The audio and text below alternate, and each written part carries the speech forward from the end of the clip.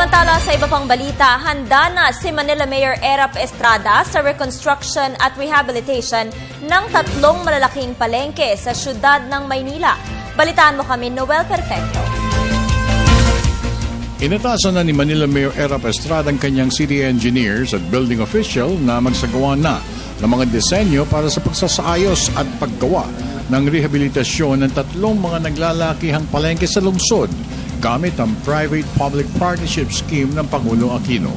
Ayon sa punong lungsod, panahon na para masimulan ang pagsasaayos ng palengke ng Divisoria, Quinta at Quiapo Market. Tiwala siya sa mga dayuhang sponsors na tutulong sa pagpapagawa upang makatulong na malaki sa mga vendors na gumagamit ng kalsada bilang lugar ng kanilang kalakalan.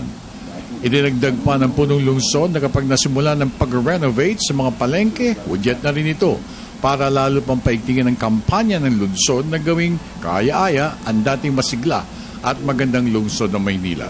Kailangan ng lungsod ang tulong ng lahat para muling bigyan buhay ang kalakalan sa lungsod para sa mga dayuhang investors na nais maglagak ng kanilang tulong sa Maynila. Well, certain tayo ang tawag ng programa ni Presidente Noynoy na yung PPP, yung Public-Private Participation, na mayroong mga private sector na they want to build up the market.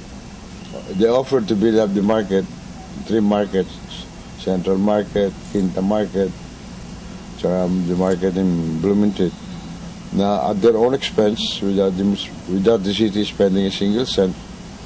It will be somewhat a joint venture. Para sa Telebisyon ng Bayan, ako naman si Noel Perfecto.